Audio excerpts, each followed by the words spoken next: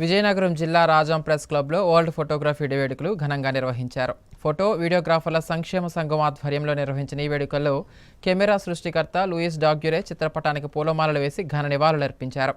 World photography day సందర్భంగా పలు సేవా కార్యక్రమాలు నిర్వహించారు.